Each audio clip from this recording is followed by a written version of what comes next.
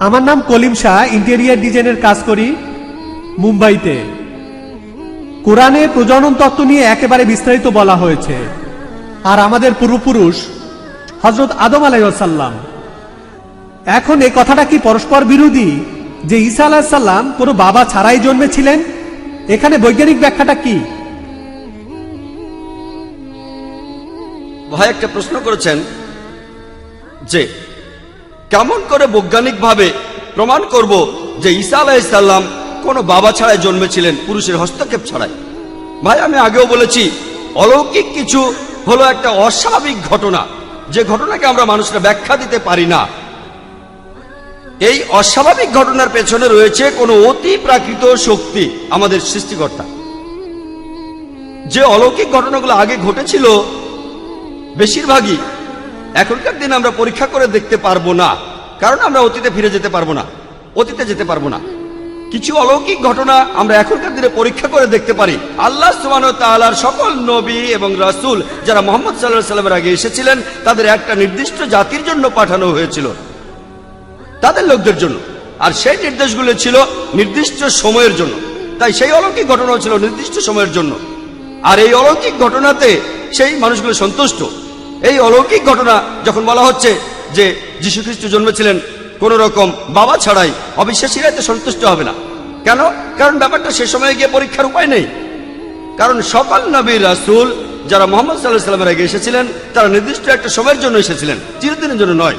তবে হযরত মুহাম্মদ সাল্লাল্লাহু আলাইহি ওয়াসাল্লাম তিনি আল্লাহ সুবহানাহু ওয়া তাআলার একজন রাসূল, তিনি সর্বশেষ আর চূড়ান্ত নবী। তিনি শুধুমাত্র মুসলমান বা আরবদের জন্য আসেননি, পৃথিবীতে এসেছিলেন পুরো মানব জাতির জন্য।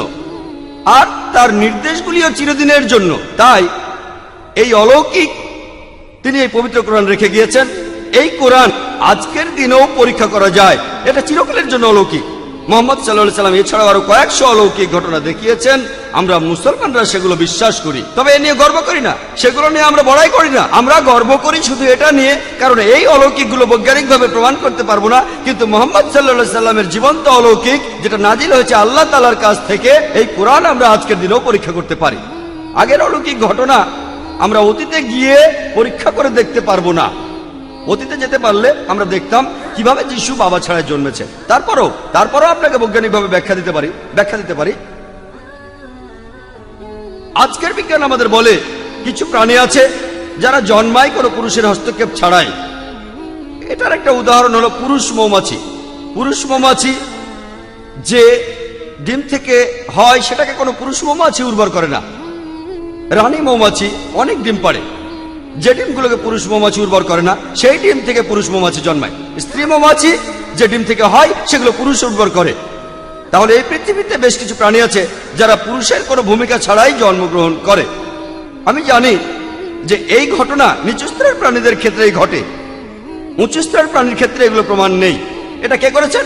বিজ্ঞান আমাদের বলতে পারবে না, আল্লাহ তাআলা করেছেন। তাহলে আল্লাহ তার ইচ্ছাতে এটা সম্ভব হয়েছে যে যিশু বাবা ছাড়াই জন্মেছেন।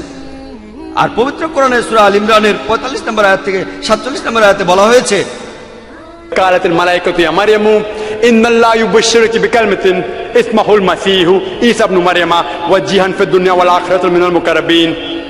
স্মরণ করো যখন ফেরেশতাগণ মরিয়মকে বলিল, আল্লাহ তোমাকে তার পক্ষ হইতে একটি কালেমার সুসংবাদ দিতেছেন, তাহার নাম হইবে মসীহ। মরিয়ম তনয়, যিনি এই দুনিয়া এবং আখিরাতে সম্মানিত হইবেন এবং আল্লাহ সুবহানাহু ওয়া তাআলার সান্নিধ্য প্রাপ্তদের অন্যতম হইবেন, কাছাকাছি থাকবেন। এখানে আরো বলছে তিনি দোলনায় থাকা অবস্থায় এবং পরিণত বয়সে মানুষের সহিত কথা বলবেন, এবং তিনি হইবেন এই দুনিয়ার সর্বাধিক পুণ্যবানদের একজন। মরিয়ম আলাইহিস সালাম প্রশ্ন করলেন, কোন পুরুষের স্পর্শ ছাড়া কিভাবে আমার সন্তান হইবে? তখন উত্তর এলো, ইযা কাযা আমরান ফাইন্নামা ইয়াকুলু লাহু কুন ফায়াকুন। আল্লাহ যখন স্থির করেন তখন বলেন হও, এবং উহা হইয়া যায়। আমি আপনাকে একটা বৈজ্ঞানিক ব্যাখ্যা দিলাম। আল্লাহ যদি পুরুষ মৌমাছির ক্ষেত্রে এটা করতে পারেন, তাহলে আল্লাহ সুবহানাহু ওয়া তাআলা এখানেও এটা করতে পারেন যীশু খ্রিস্টের ক্ষেত্রে। তার জন্য আল্লাহর জন্য কোনো ব্যাপারই না যীশু খ্রিস্টকে জন্ম দেয়া কোনো বাবার ভূমিকা ছাড়া। ইযা কাযা আমরান ফাইন্নামা ইয়াকুলু লাহু কুন ফায়াকুন। আল্লাহ যখন কিছু স্থির করেন তখন বলেন হও, এবং উহা হইয়া যায়। আল্লাহর পক্ষে এভাবে লাখো মানুষ সৃষ্টি করা খুবই সোজা, এটা অলৌকিক। আমি বলছি না যে যিশু পুরুষ মৌমাছির মতো জন্মেছেন, এমন নয়। আমি আসলে জানি না, আমি একটা বৈজ্ঞানিক ব্যাখ্যা দিচ্ছি। যদি পুরুষ মৌমাছির ক্ষেত্রে এটা হয়, তাহলে আল্লাহ মানুষের ক্ষেত্রেও এটা করতে পারেন। আশা করি উত্তরটা পেয়েছেন।